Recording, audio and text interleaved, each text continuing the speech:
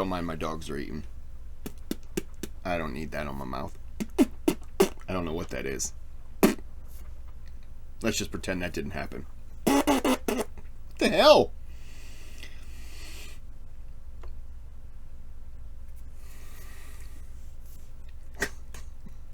What the hell is happening? Oh, there it is. Okay. I don't know what that is. It's a dull hair. Yeah, that's weird.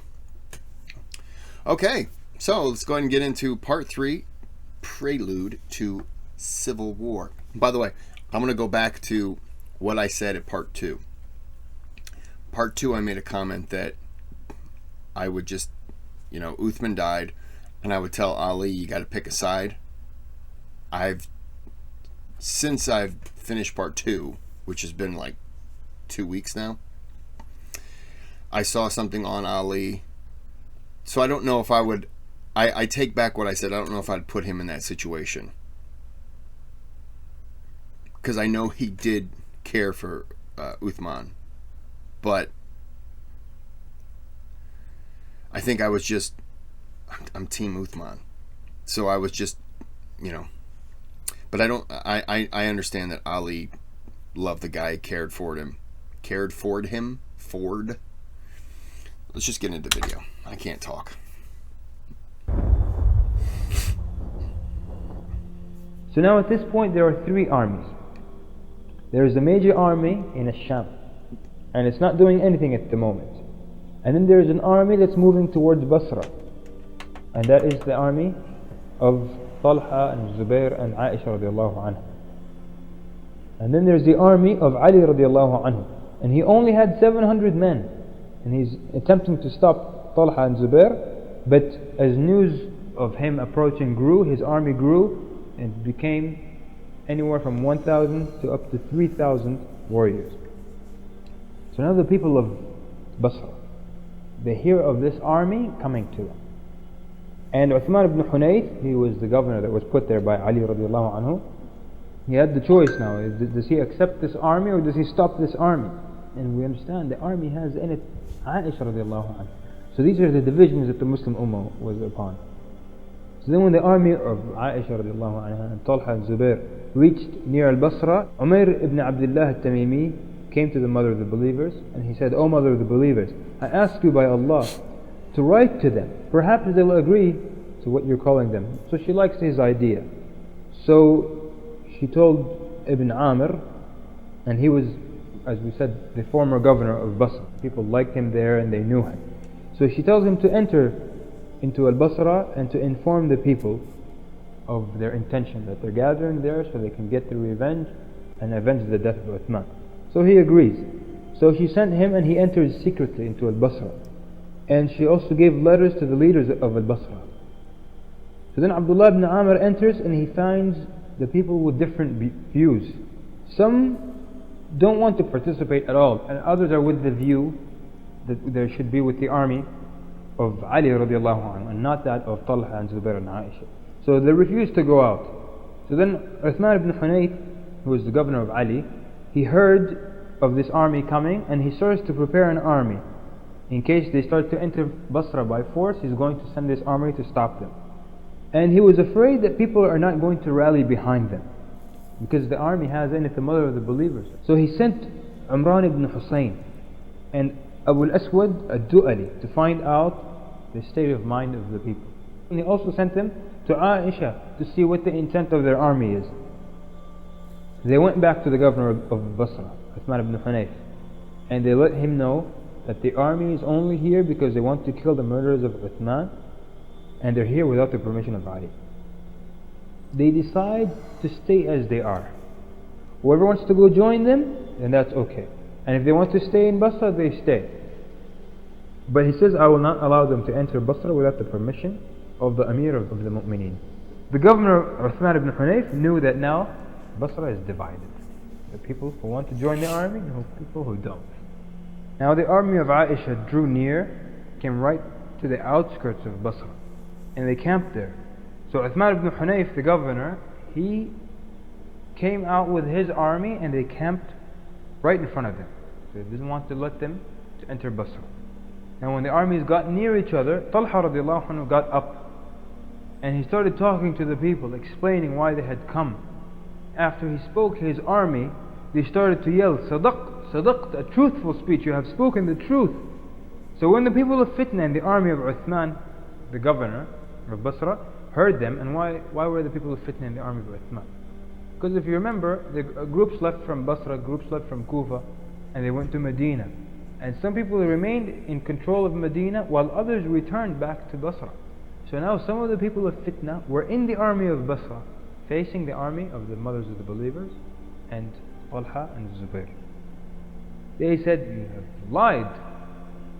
And they started to curse and to cuss at Talha radiallahu anhu. So then Zubair radiallahu anhu got up to speak, and he wanted to encourage them to join their cause. And when he was done, his army told him, Sadaqt wa barart. And then the people of Fitna responded, Bal kadhabt wa fajart. No respect for the companions of the Prophet ﷺ. So then when Aisha radiallahu anha saw differences to this degree, she asked to speak. And everyone was quiet. And she gave a powerful khutbah. And she said that the truth is that we have not come to remove nor to challenge Uthman ibn Hunayf, but how can we keep quiet about the blood of Uthman? And after her speech, the army of Uthman ibn Hunayf split in two. Part of the army said, Sadaqti wa bararti. You've spoken the truth. And a group said, Bal kazabat wa fajr. So she split that army in half. Wow. Now, the army she's splitting in half, that's the Fitna group, right? That's the group that, if I remember correctly, that's the group that killed Uthman. So, I already want to see that army killed. Yeah, she got him in, she split him in half. Now it's just luring them to your side. Because they're, I mean, you split them in half, but that doesn't mean they don't have a common cause still.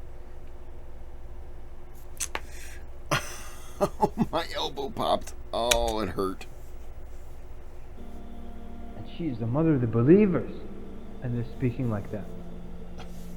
Now the two groups in the army of Uthman ibn Hunayf started to insult each other. And then Hukaym ibn Jabala, the thief amongst the people of Fitna, saw that the army of Mecca is increasing. He feared that if everyone joins them, they're going to be uncovered. The people of Fitna are going to be the only ones. And then they're going to be destroyed. So he and those who were with him immediately got up and started the fighting. He attacked the army of Talha, Zubair and Aisha radiallahu anha. Yeah. Damn, that's smart. If it's going to work out the way I think it is, if that army is split and they start the attack, this other army, they kind of started with them. So they might jump in with the attack and stay on that same side. You're not giving them enough time to really sever ties, and then them join, and now you're leaving, you know, this one unit here. You're kind of starting the fight, and you're hoping you're starting the fight, and you're hoping this side, even though they are split right here, we'll say, you're thinking that we're all gonna fight against them, because as far as they're concerned, they're all one unit still. So they are going to attack them, the Fitna, and they're going to attack these other people who are not realizing that they're being dragged into this fight. Because once the sword starts swinging, it's hard. If you're this person right here, it's hard to say, no, I'm on your side. How that you didn't start on this side with me, so you're an enemy. Ooh. So then Aisha ordered the soldiers to hold back and to defend themselves only, but not to kill them. And Hukaym ibn Jabala had ordered those with him to attack fiercely. And Aisha keeps ordering people to pull back because they were not there to fight them until nighttime came, and then the two armies separated.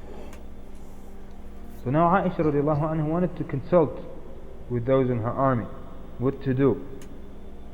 So they decided to move to another place. So the news of this reaches Hukaym ibn Jabala, and he gets those who are with him ready to fight again. And right after Fajr, they attack again. And the battle remained from Fajr until Dhuhr. Until now, the army of Aisha radiallahu anha, they're only defending themselves. But then when they saw that the others insist on killing them, Talha and Zubayr radiallahu anhuma ordered they should fight back. And then the losses started. Unfortunately, if one side is trying to pull back just to try to talk sense to the others, and the others are trying to kill you, you can only defend so long before you gotta turn the tables and attack. Unfortunately. Yeah. Man, the people in the Fitna really, that was smart to attack and to force it, because now you're keeping all your people together. Damn, that was smart. I don't like them to begin with, but that was smart.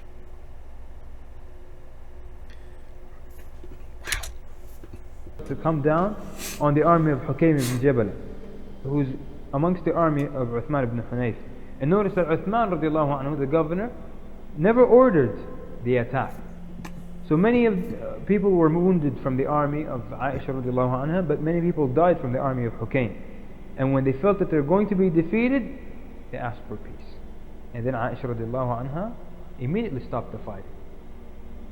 So then they began to negotiate. And Uthman ibn Hunayf sent to them, saying, aren't you bound by a pledge to Ali? So why don't we wait for the decision of the Khalifa? So they said, we have no bay'ah. Our bay'ah was by force. So then the discussion becomes whether their bay'ah was by force or by their own decision. So they said to Uthman ibn Hunayf, if we really were coerced into giving the bay'ah, are we not correct in wanting to avenge the death of Uthman? He said, yes. Then they said, what if it's proven that you gave the pledge and you gave it on your own decision? They said, if that's the case, then the decision is that of the Khalifa, and we are in the wrong and we will pull back. So they wrote out an agreement, and they sent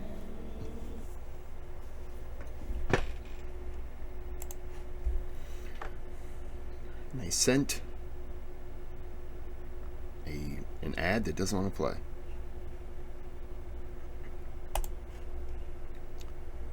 Okay, back to the video. No, I don't want the trial. Go away. A man by the name of Ka'b ibn Sur. He was a judge, the judge of Basra. He was a pious man, and he was a great scholar. So Ka'b ibn Sur radiallahu anhu goes to Medina with the intent to investigate. And when he arrives there, Ali is not there, obviously. He went out with his army to stop Talha and Zubair. He's still on his way there. And he was known, his position was known amongst the Muslims. So the people gathered to hear what he's going to say. So he said, O people of Medina, I am the messenger of the people of Al-Basra to you. Did the people coerce Talha and Zubair upon the pledge to Ali, or did they come out of their own will? And no one responds. And why is that? Because the people of Fitna are still in charge of Medina. And if you speak, you'll get killed. Oh. So then he asked them, by Allah, you have to answer me or fighting will break out. So then Usama ibn Zayd radiallahu anhu stands up and says, they did not pledge except while they were coerced, they were forced. So then a man by the name of Tammam, one of the leaders of the people of Fitna, he gets up and he raises his sword to kill Usama ibn Zayd. The governor of Medina, Sahl ibn Hunayf, he gets up and he stops him. And he was saved by Suhaib al-Rumi radiallahu anhu. He pulls him, he physically has to pull him out of the people. So then Usama ibn Zayd radiallahu anhu says, La wallah, I'm not going to wait and let people get killed and stay quiet. So Ka'b ibn Sur takes this response and he goes back to Al-Basra. So Sahl ibn Hunayf immediately sent news of what happened to Ali radiallahu anhu. And Ali knows that if Ka'b goes to Al-Basra with this news, all of them are going to join the army of Mecca. So immediately he sends a letter to Ka'b ibn Sur. So Ali radiallahu anhu is trying to convince Ka'b ibn Sur not to go with this news to Basra. It's only going to cause more problems. But Ka'b ibn Sur never received this letter. So So people came to ask Uthman ibn Hunayf, according to our agreement, Talha and Zubair are in the right. And Uthman ibn Hunayf, the governor, tells him, I have received a letter from Amir al-Mu'mineen and it tells me these are the orders in it and I'm going to obey him. So the people were divided. Some joined the army of Mecca and some stayed with the army of Uthman ibn Hunayf. So the people of Fitna saw that things are not in their favor now. So they started to think, how can they get out of this situation? So the only way to get out of this situation, they gathered and they began the fighting again. And every time things are about to settle down, they start to fight again. And then fierce fighting takes place. And Aisha radiallahu anha is calling them to stop and they refuse.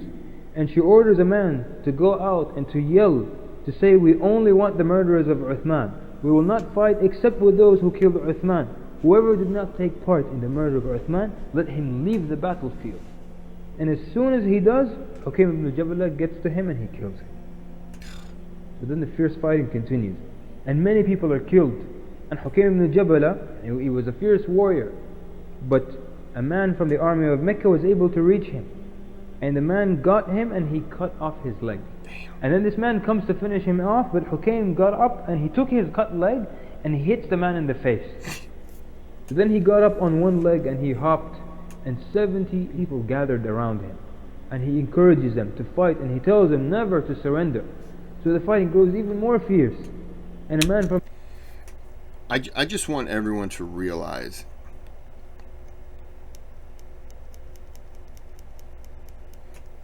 if I charge at you with a sword and I'm, however you fight with a sword, and I cut your leg off, I'm going to be standing just like this guy. Yeah, look what I did. I cut his leg off. You then pick up your leg, stand up while a waterfall of blood is pouring out of your leg, and you hit me with said leg. I'm going to feel like an asshole. You hit me with your leg that I just severed from your body, and now you're using it as a weapon. Do you know how stupid I would feel? I would feel like, oh, he had a sword, now he has a sword and a leg.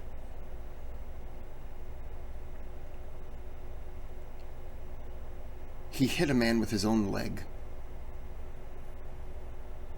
Do you think he held it by the foot to get a better grip? He hit a man with his own severed leg. I would be laying on the ground, screaming, literally pointing to my severed leg and then pointing to the leg over there and then pointing again, letting everyone know that shouldn't be 9 feet away from me. It should be attached right here. And just going, ah!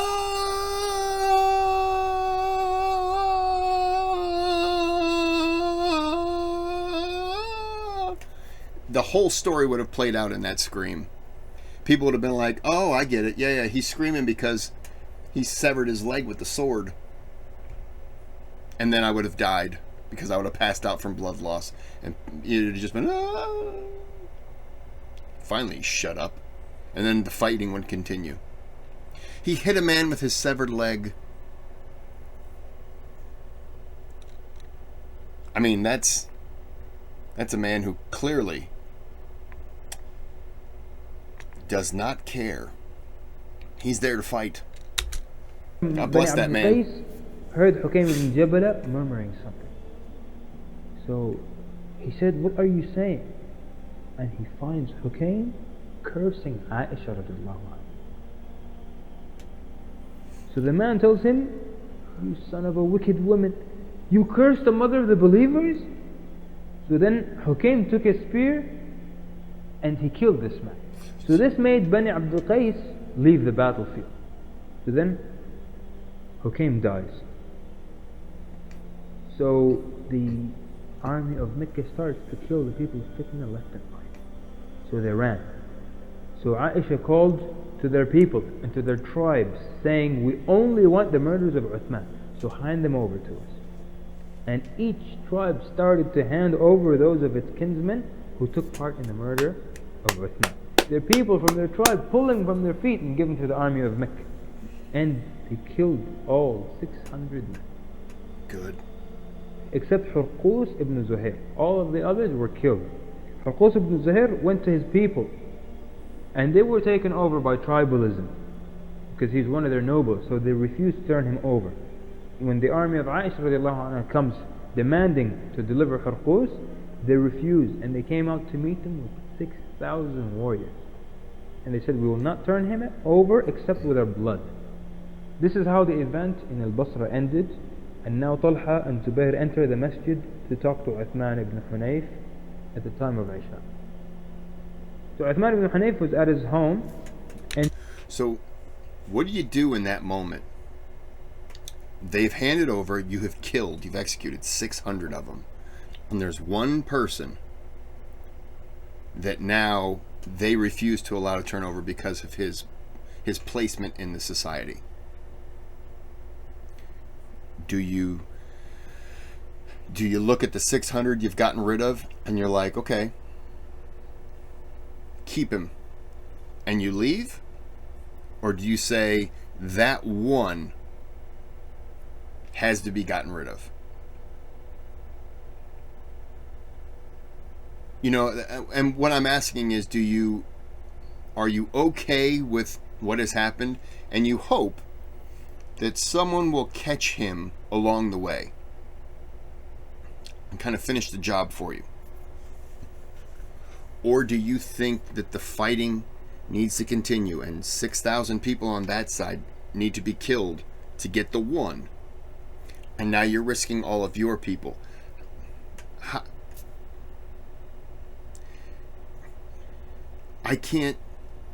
I understand wanting to get the one, but I don't think it's worth the risk. You know, the 600 out there, yeah, that was definitely worth the risk. But the one remaining, I would probably call a truce, and I really mean this to fake the comment. I would probably call a truce, and I would probably try to get people to assassinate him. You know, knowing that they're going to be mixed among this 6,000 people. If they were to kill this person, there's probably a 99.999 100% chance that they're going to be killed before they ever get away. Especially now, with them being the one person left. You know, and I hate to make it sound like I would attack the one with the one, you know, that sacrificial lamb. Ooh, or maybe you can call that person out. Get your warrior to come out and call him out to face him. But then again, there's no way that person's going to come out. Somebody's going to come out and fight for him. Yeah. I would probably walk away and call a truce. I wouldn't say it's a fake truce, because then they would know. But I would look to assassinate that person quietly to get them out of the way and not risk a full-on battle, if that makes sense. Let's see. He was delayed. So they sent a group of people to go and bring Uthman ibn Hunayf to the masjid to turn over al-Basra. So this delegation insisted, and he refused. So they insulted him, and they hit him in his home. And then they started to pull his beard and plucked his beard until not a hair was left on his face. How? And then they pulled him physically to Talha and Zubair. So when they saw this, they were shocked. We didn't order you to do this to the man. So they sent to Aisha radiallahu anha, and she says, leave him alone. So he leaves, he goes to Ali immediately.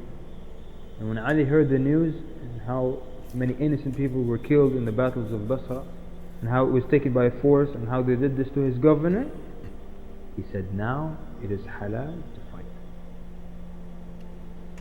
So now the army of Zubair and Talha and Aisha radiallahu anha grew substantially, and this encouraged them even more.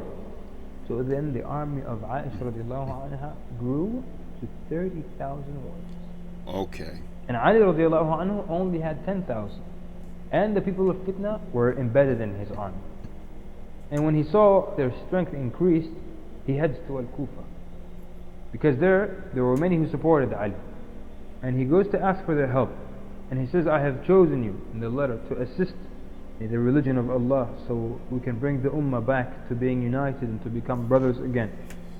So then Abu Musa radiallahu anhu, he got up and he spoke. In a way, you can also reunite them by turning over the one.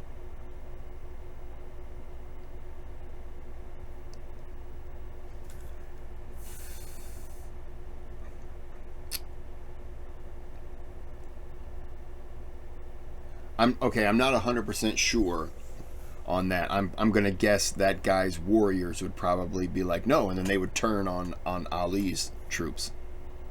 So maybe that wouldn't work out. But I gotta believe that's a better option. I mean, this really is a tough situation. Because I can say something and then I turn around and counter it with something else. It really is a no-win scenario. Outside of just brutally attacking and killing, and thrusting your dominance on that group of people. Looking at the one to kill 6, now 10,000 people.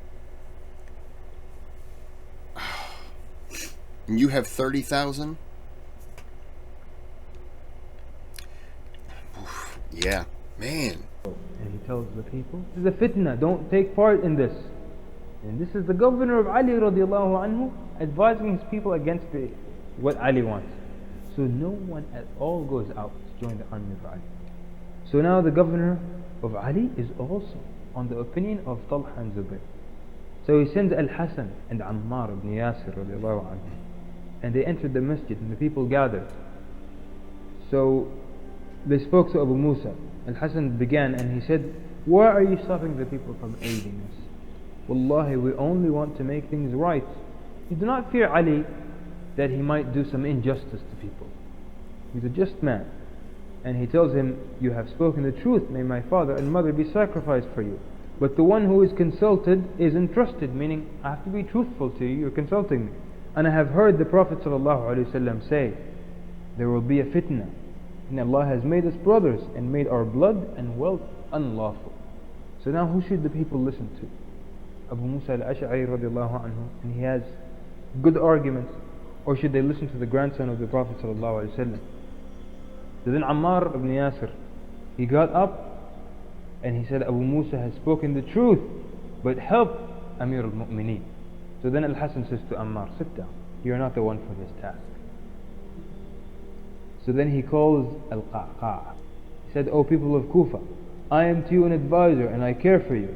And I want what is good for you, and I will tell you that which is the truth. As for what was said by the Amir Abu Musa, it is the truth. But there is no place for it now. We're in a situation now where we have to take action in order to fix the fitna. He says it is necessary to have an authority to organize people and to support the oppressed. And this is Amir al-Mu'mineen. You have given him bay'ah, and he has called you time and time again. And you have to assist him to support the oppressed and humiliate the oppressor. And he calls you to rectify conditions. He's telling people to go out to him, to Ali radiallahu anhu. And then Al-Hasan says, respond to your Amir and go to your brothers. Wallahi, the people of stature and intelligence and position call upon you to respond to them. And the Amir, the believer, says, I have come out either oppressing or oppressed. If you find me oppressed, help me. And if you find me to be oppressing, fight me. And then he says, and Wallahi, Talha and Zubair were the first to give me bay'ah and the first to leave me. And then he says to them, have I stolen wealth or have I changed the laws of Allah so you don't obey me? So get up and command the good and forbid the evil.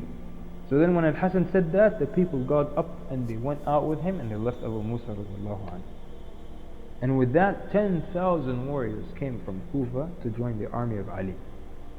So now Ali radiallahu anhu moves to meet the army of Talha and Zubair. And he doesn't want to fight with them initially. So he sent a man, and he is Al-Qa'qa' ibn Amr radiallahu anhu. And he went to Aisha radiallahu anha. And he asked her, "O mother, what brought you here to this town?" And she says, "O son, to make amends between the people."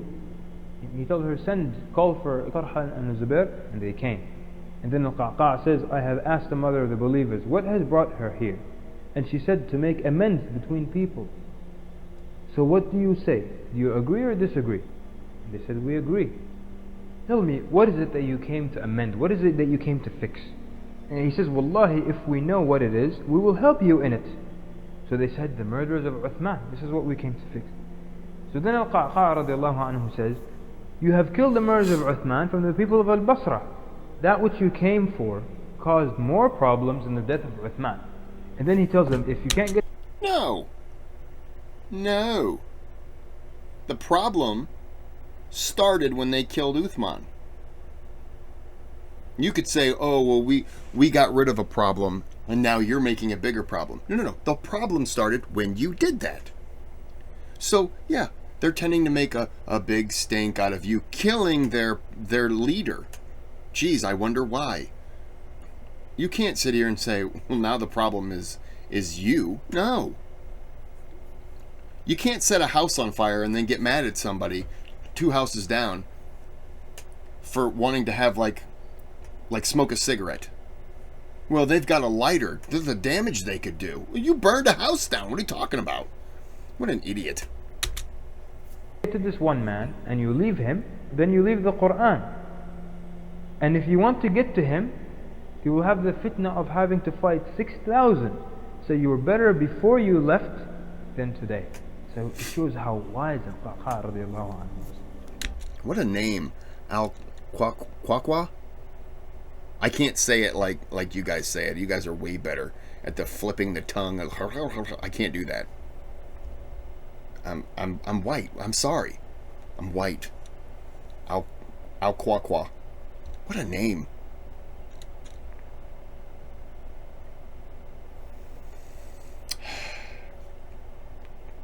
I'm just going to go to a hospital. Somebody's giving birth. I'm going to be like, yep, his name's Al-Qa'qa'. That's the name. Put it on the birth certificate. And they're going to go, no, it's not the name we want to get. No, I've named him for you. It's a girl. Yeah. Shit. So then Aisha radiallahu anha tells him, so what do you say then? And then he says, I say that this issue can be resolved by calming things down. If it calms down and the Khalifa is in charge, we can easily capture Farqus ibn Zuhair. So if you give us the pledge, then it is a sign of good and a glad tidings of mercy, and we will get revenge with you. And if you refuse except to pursue this, then it's a bad sign. So pursue what is right and don't expose us to tribulations that will overtake us and it will overtake you as well. So these are the words of Al-Qa'qa' radiallahu anhu. It's good words. So then they thought about it, and then they said to Al-Qa'qa', you have spoken the truth. And then they said to him, if Ali comes and he is upon your opinion, then this affair will be upright. And so we're not going to pledge, but we're going to wait. We'll give him a chance, and if things settle down and he kills the murderers of Uthman, then that's what we want. But if things settle down and he doesn't kill the murderers of Uthman, then we're going to go out and we're going to kill him ourselves. If Ali agrees to these stipulations, we're going to be with him. They agreed, and Al-Qa'qa' immediately goes to Ali radiallahu anhu and he tells him. And Ali was satisfied and he was very happy. So then Ali got up to speak and he praised Allah. And then he says, I am, insha'Allah, tomorrow returning. So leave as well. He's saying, everyone leave, everyone go back. And then he said, let not anyone who helped against Uthman in any way come out with me. Now that the army of Mecca is with him, so now you can see the signs of strength showing up already. And the people spent that night, and it was the best night spent since the death of Uthman. At the same time, it was the worst night for the people who murdered Uthman. Yeah. So their leaders met and they discussed, and they came with only one solution, is not to allow the people to agree. And the only way to do that is to begin the fighting again. Yep. Before Fajr, the people were asleep and they were in utmost peace and tranquility. No one is expecting any attacks or any killing. The people of Fitna get up, and suddenly they start killing the people around them. So in the army of Ali, they get up. Oh! Okay, that's not the fighting I was expecting. I was expecting they were going to start the fight with the other side. I didn't realize they were going to start killing their own people. Okay, I didn't see that one coming. They start killing the people while they're sleeping. And in the army of Mecca, they start killing the people who are sleeping there. While they're killing everyone, they're yelling, "They have betrayed us! They have betrayed us!" So they're creating this commotion. So each army now, they wake up and they hear they've betrayed us, and they see killing and commotion, and they think the other army has attacked them by surprise. So suddenly fighting breaks out in the Battle of Al-Jamal, which took place in the 5th of Jamal al-Akhirah in the 36th year after the Hijrah.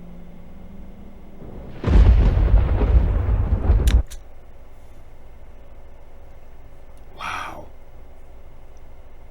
Yeah, you wake up to that, and you're hearing they betrayed us, and you just see people killing. You're not going to stand there and be like, "What's happening, guys? I don't understand what's happening." No, you're going to go grab your weapon and turn, and you're just going to go and attack that enemy. Ooh. Dirty move. Oh, I really hate the Fitna. Oh, I hate these guys.